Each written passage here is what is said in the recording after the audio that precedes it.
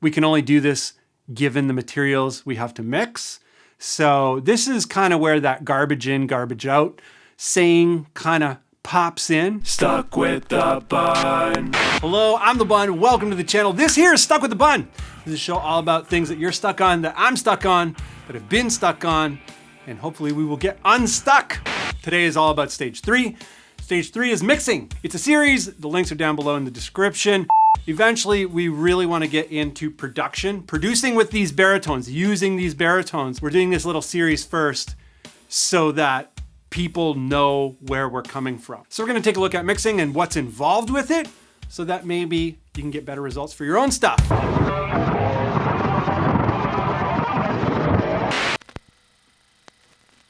To recap what we covered in the overview, what is involved in mixing, it would be cleaning and organizing things, the levels and pans, controlling the sounds, space and texture, sweetening things, automation, and the file delivery. In most cases, we're gonna do a stereo mix down. That's really what we're gonna focus on today and probably forever on this channel. Just wanna take a second to thank everybody with me over at Patreon and YouTube memberships. These are the people who brought you this episode. If you'd like to explore what that's all about, the links are down below in the description.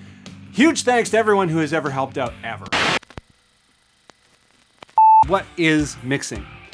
Organizing, optimizing, and treating the captured multi-channel audio performance to a mix down. And we want to do this in such a way that sort of maximizes or best reflects the artistic vision. Of course, we can only do this given the materials we have to mix.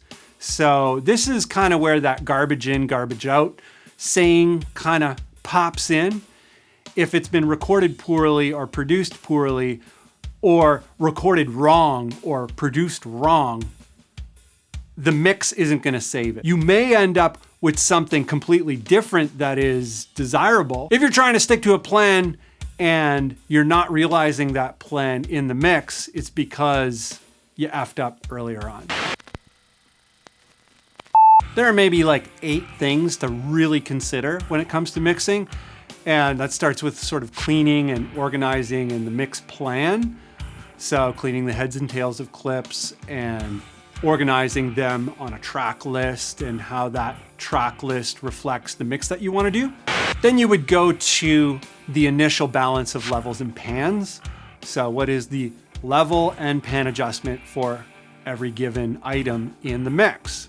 After that, we're going to control all of the elements. So anything that's a little bit unruly or not sitting right, we're going to control things so that everything is sitting right, both dynamically and sonically. And control is typically EQ and dynamics. However, there are crafty ways to go about EQ and dynamics, being saturation and distortion and these sorts of things. But that's not for today. Just think about it as EQ and dynamics. Those are the things that we use to control elements of a mix. Once we have everything controlled and we have like a pretty good balance of things, we might want to sweeten the mix. And that could be texture, flavor, whatever. Again, going to things like saturation or kind of ambience or flavor like EQs or saturation that promotes certain types of EQ, all that. Maybe even like compression dynamics effects like pumping and stuff like that. You can use those things for sweetening, for flavor. And then going a step further, also flavor, but more in terms of environment, the spatial environment.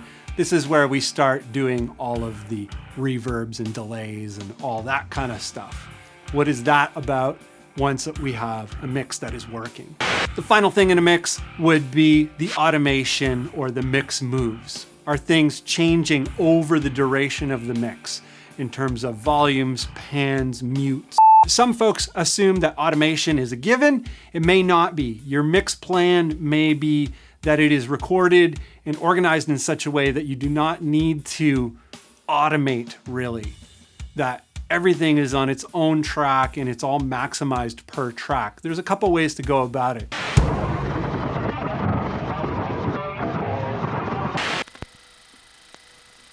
Thanks again to everybody with me over at Patreon and YouTube memberships. They're the people who brought you this episode. So huge thanks to them. If you'd like to get involved and explore the perks and community that come with those kinds of memberships, The links are down below in the description. If you're interested in the Bun catalog of music, merch, and presets, those links are also down below. Huge thanks to anybody who has ever helped out in any kind of way. Hope there was some nuggets in there, that it gives you a clearer idea of what the recording and process can involve, and what does your process look like? That's it for this one. I hope you enjoyed it, and I hope to see you in the next one.